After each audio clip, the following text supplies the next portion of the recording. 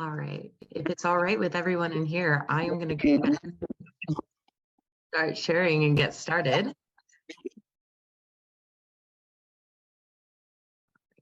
Hopefully everyone can see my screen.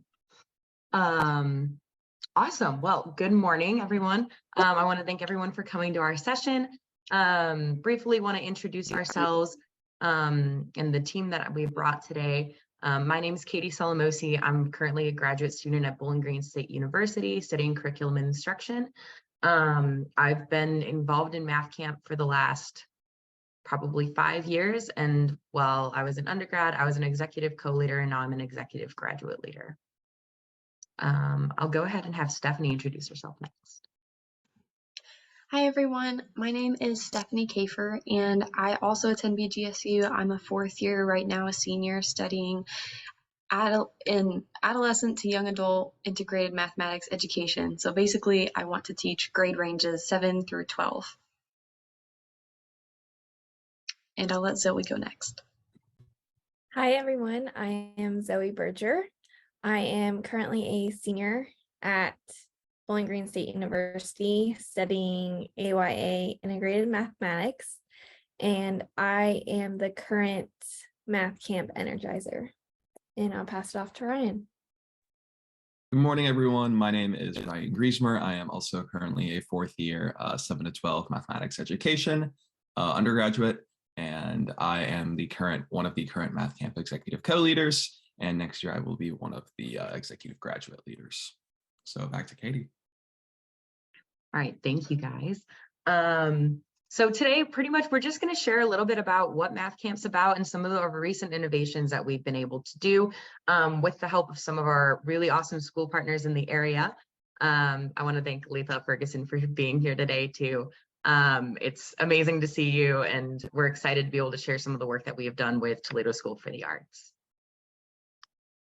So just to start, a little bit of house cleaning. BGSU Math Camp, what are we? What do we do? Our program is fully pre-service teacher-led at Bowling Green State University, and our mission is to really create an environment for students in the Wood County, Henry County, and honestly, international. We've gone to Oklahoma City, we've gone to South Carolina, I mean, all these different places to be able to bring math education to students in an approachable, low-risk environment. And for a lot of these students, this is a Saturday where they're able to engage in mathematics in a low-risk pace for the first time in their entire lives. Our program works majority with 3rd through 8th grade students. And we really just want to get students engaged in learning mathematics, playing with mathematics, exploring mathematics in problem-solving activities, through solely math activities with a little bit of competitive edge, but it's all lighthearted. And we really just want students to be able to have fun with math in a way that they can finally make that connection that, oh, math isn't just this scary thing that they see in school. And so that is really what we've been trying to do since the start of our program in 2014 from Dr. Gabriel Matney, who brought this program back from Thailand, which is where it originated from. So over the years, we've been able to do some really cool things. And so we're hoping to keep doing more new things. So we really wanted to just be able to share some of this with you and hopefully maybe inspire some people to seek out some of these interdisciplinary activities and sort of that mission that we have as well in your schools. So a little bit about our math and art infused camp that we did. We did do this at Toledo School for the Arts. And so just if you're not familiar with the school, a little bit about it. It was something that we were all really interested in as a leadership team because of the really unique structure of the school and how there is a major focus on visual arts, theater, dance, music, all of those things that make that school really special and unique compared to a lot of other schools in the area. And because of that, when we were invited to do a math camp, we really wanted to make it adaptable to that student body and be able to meet those students' interests, not just like any other math camp that we do. So that was something that really excited our whole team when we were able to to hear that we had that opportunity to do this, because all of us had been waiting for something really cool and innovative to do. So we were all really excited to be able to work with that specific student body. And so just like that, our team got together and said, what can we do to make this camp exceptional? Now, we do this for every camp, but especially this one, we wanted to try and push ourselves out of our comfort zone to be able to make this a very unique experience for these students and for our volunteers who wanted to be able to do this program. So we wanted to be able to come up with new activities that really engage students in all those realms, you know, whether they're visual art or theater or dance or whatever. We wanted to be able to create multiple new things for these students so that everyone can engage at every level at whatever interest they're in. So that was basically our whole development process. We went back to our team, which I think at the time was probably between 10 and 13 people, and pitched the idea to them and said, would you be interested in developing new programs for this specific camp? And everyone was so on board. They were all so excited to be able to be creative and think out of the box. And we had some very artistic people on our team as well that were really excited to be able to put some of what their interests were into these activities. And from that point on, we just started developing things. We broke out into teams. We all pitched ideas to each other of what kinds of activities we wanted to work together to develop. And by the time we were working over the summer, getting all of these done, and it was just really cool to get everyone together and rehearse these things with each other. And so we would put on these activities for all the rest of our executive team. And we really wanted to make sure that we were hitting whatever interest we were trying to hit, whether it was visual art or music or dance, while still holding true to the mathematics in the activity. So we never wanted to lose either of that. And so I think that through that development process, we're giving each other feedback. We were working on constructing that perfect activity. And that development rehearsal process just kept going in a circle until we really had it down. And then we were able to put on this camp for Toledo School for the Arts with so many students that we were really excited to meet and work with. And I personally would like to say that it was a success. And we're excited to share that all with you. So in the end of this whole development process, we ended up with 3 new stations, which is some of those activities that we just do at camp. We usually do around 6. So 3 of those new stations were specifically developed for Toledo School for the Arts, just like I had said, to address all of those student interests. And 1 new activity that we just ended up doing as a whole group all together. So the stations, they're broken out into smaller teams, and that big activity, all the students were in one room together. So I am going to pass it on to the rest of my team to share a little bit about what these new activities were, and hopefully some of these will inspire you to be able to do something like this in your own classrooms one day.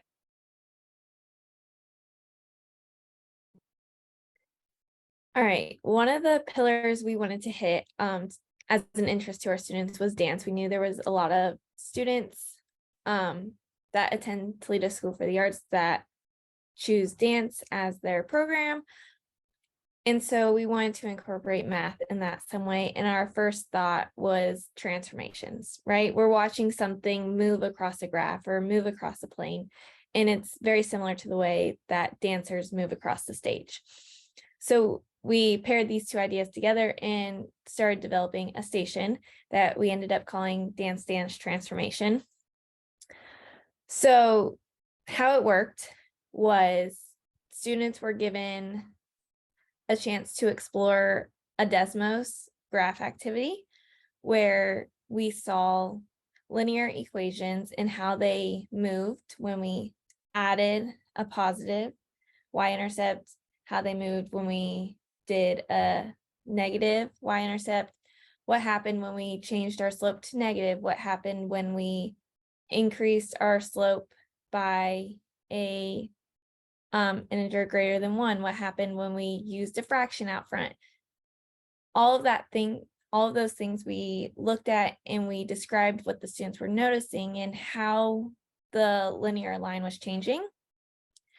And then they were given their own linear equation to go ahead and graph the transformations that happened through dance.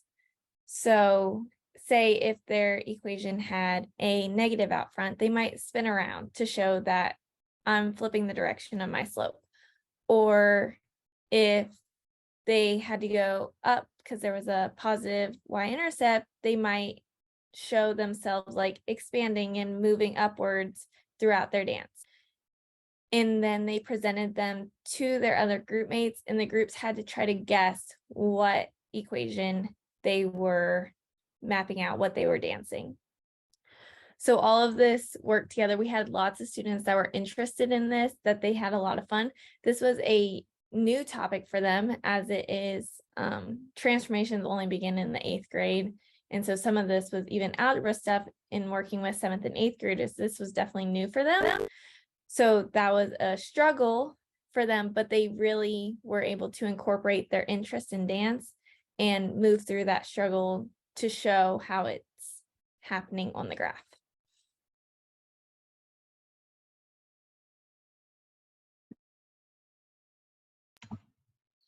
All right, so another station that we wanted to incorporate, we wanted to do something related to visual art and specifically drawing.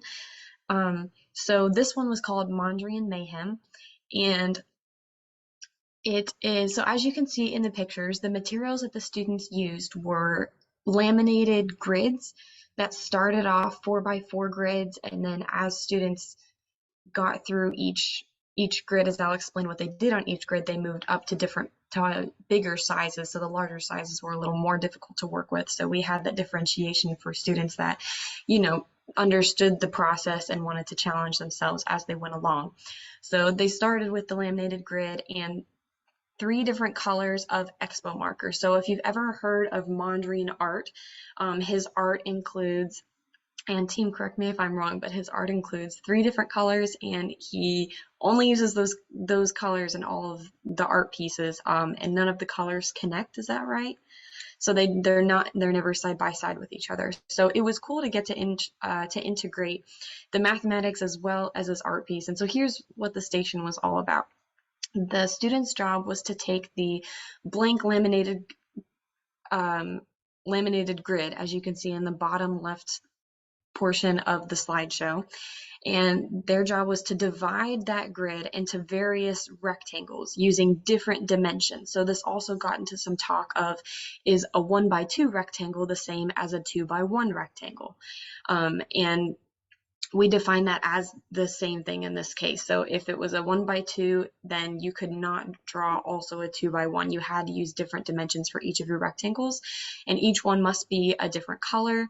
And then their total score, so to speak, of their grid was the area of the largest rectangle minus the area of the smallest rectangle. So this also got into some talk of area and being able to visually see area as different small square pieces. So for students who still struggle to learn area or aided, it was helpful for them to see those little squares. Then we could ask them, how many smaller squares are in that color rectangle that you drew. So it was differentiated to help them be able to count. Okay, I can count the area in this rectangle as well. So the challenge here was for students to really think about all of the mathematics involved and then be able to draw and erase very quickly with the expo markers. So that was super helpful in this activity.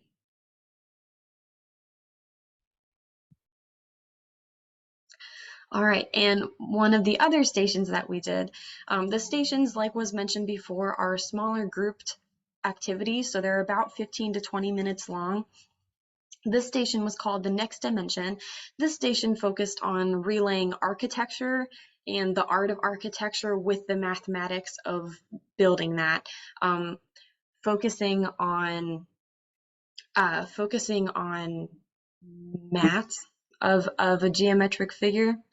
So in this station, the goal was to build a 3D shape given the 2D shape. So as you can see in the pictures in the top picture, you can see that there's multiple colors of rectangles and then a square. So their goal was to try to build a rectangular prism with those pieces, but only by looking at it and flattening it out on the 2D surface.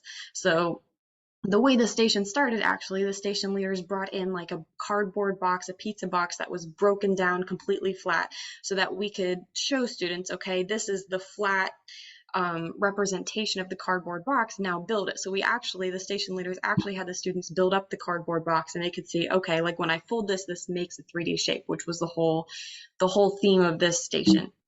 So students worked together to build the rectangular prism and set up the nets. Sorry, I said mats before. I meant the mathematical nets, the 3D nets of the shapes.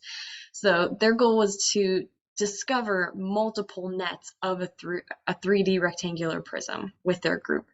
And as we did this, the station leaders challenged them and put an X and an O to sides of the laminated colorful pieces that we had them use. So an O meant that that side of the piece must connect with a different piece, and an X meant that it could not connect with a different piece.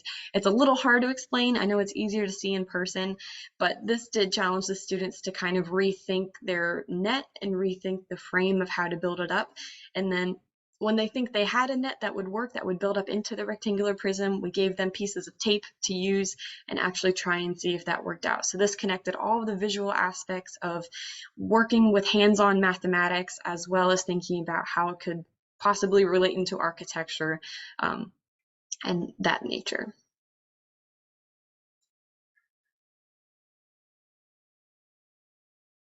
So the three last activities that Stephanie and Zoe had talked about were the stations that Katie mentioned. So teams were split up into small groups and kind of went around from station to station, participating in some of these activities. This activity here is one that we did in a large group where we had the students all kind of working together to come up with tessellations. So I don't know if any of you have heard of MC Escher, who was a very famous artist, and he created several different tessellations. And what really tessellations are is that it is a type of artwork where if you can basically build a bunch of shapes and make them all fit together. And there are some simpler ways to do this, which is how we ran it with the students at TSA, but Escher did it to like the extreme and did it with birds and fish and found a way to somehow do all of this. And there's a lot of mathematics involved in that. So we wanted to see if we could kind of come up with an activity to have students thinking about looking at past artists and how they can try to replicate things that they did. So you can see here the materials that we had students use was just a piece of paper, two different pieces of papers with two different sizes. And then they had scissors and tape and then colored pencils as well if they wanted to color their artwork at all. So really what students were doing, they were cutting out their small piece of paper and reflecting it. So if they were to cut out a triangle on their small piece of paper, they could then put that triangle on the other side. And then if they were to trace that shape onto their larger sheet of paper, that shape would tessellate and it would repeat, and it would always fit together. So we had students do this. Some students did it in a very simple manner. Some students got really creative and did a whole bunch of different cuts and changed their shape a lot. And we had some really cool ones. We had some people do cats. So that was really cool to see the creativity of the students, because myself, I am not an artistic person. I could never do what they were doing, but they did some really cool art with tessellations. And we thought that it was really a good idea to allow students to just kind of have a lot of creativity with this task, to where, yes, there are some baseline rules to follow, but other than that, students can really create what they want in the way that they want to do it. So, yeah.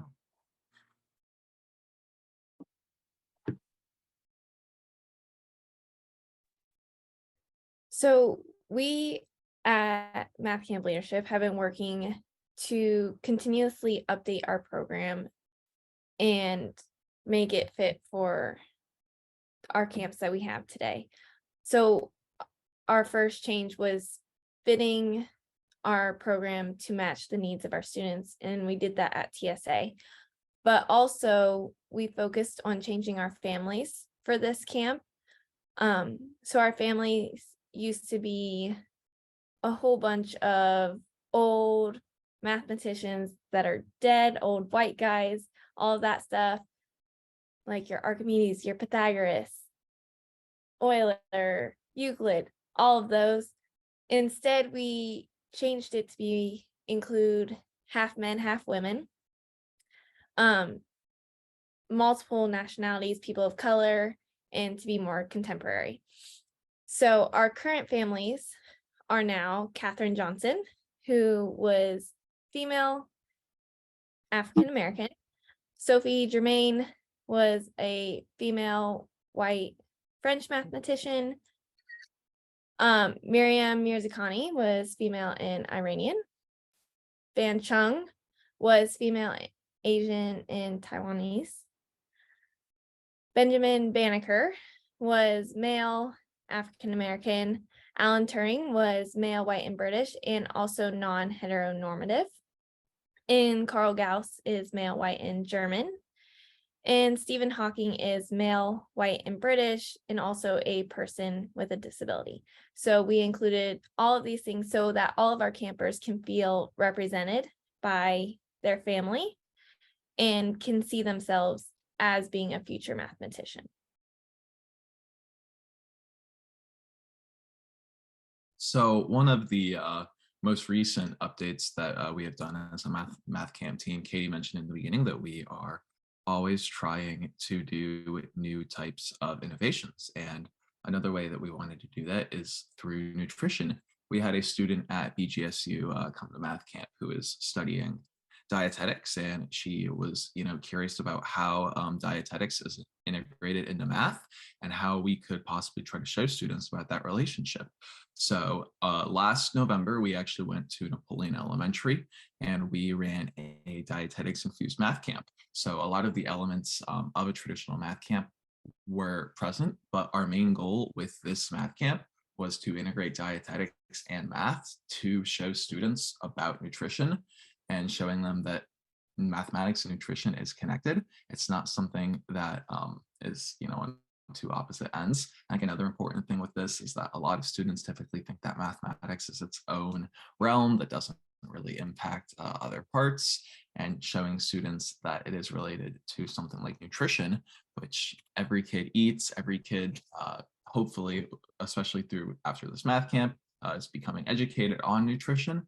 And our goal was really to show them that you can use mathematics with nutrition to help make smart choices with what you eat. So all of the elements of math camp were traditionally integrated, but we had a few things that we changed about it. So at math camp, we have something called the brain challenge, which is one of the first activities we do at the camp.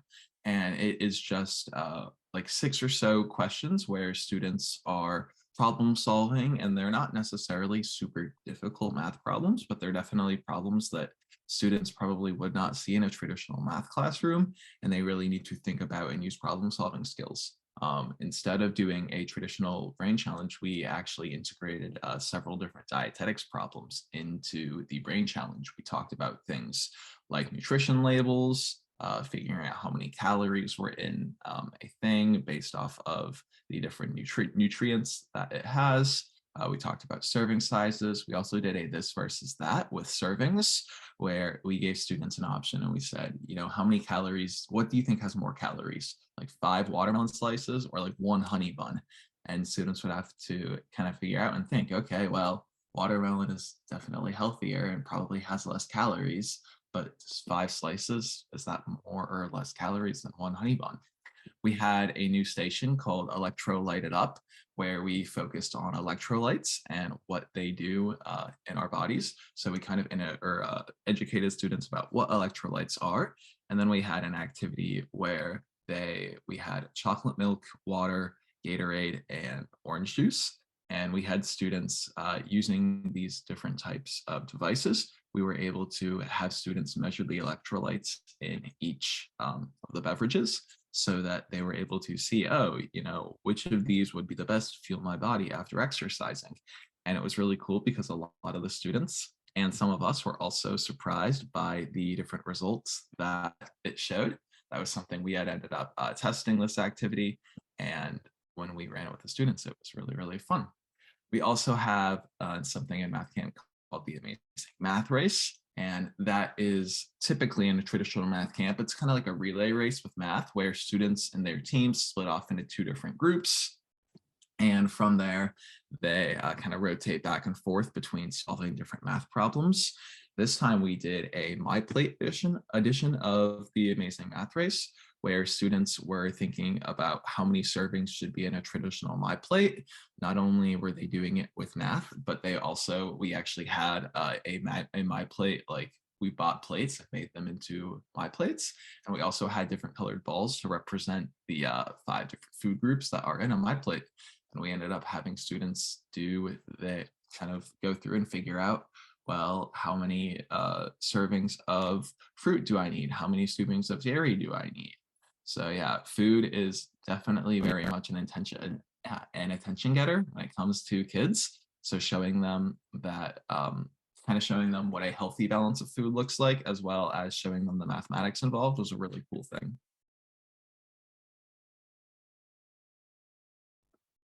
So I believe Katie went ahead and put the URL for our presentation in the chat. We wanted to say thank you to all of you so much for coming and listening to our presentation today. Does anyone have any questions about math camp, or about either the dietetics camp we ran, or the art infused camp that we ran with TSA, or any just questions about math camp in general?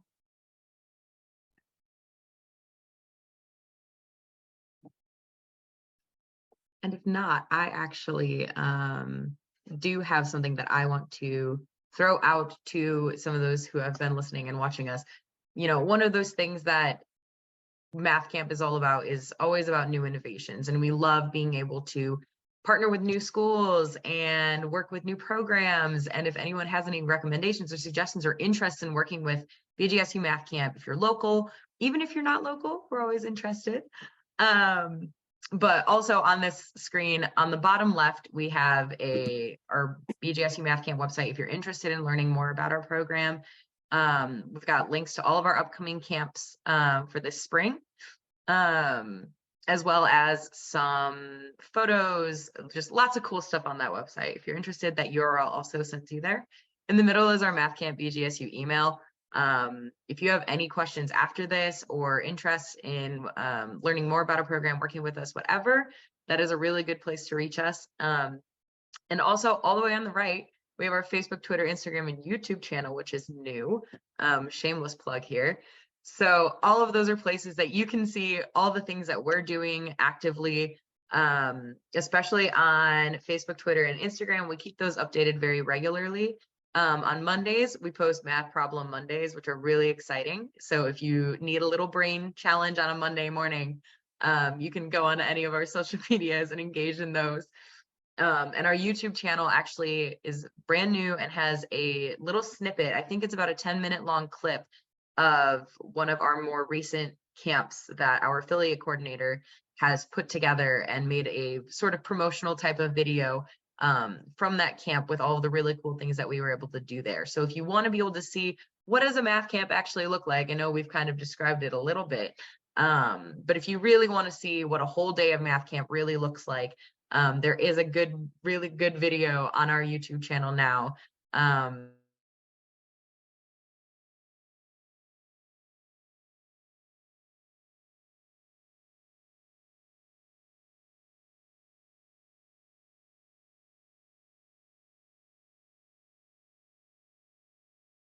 That I think does a good job watching me start getting word about other school here. I think I froze there for a second. I don't know where I cut out, but I don't know where I cut out, but if I cut out before I said that, really excited to share all of that with as many people as possible. So yeah, if you have any questions, comments, that's pretty much it for our presentation. Again, I want to thank you all for being here. I want to thank Project Impact for inviting us to present at this conference.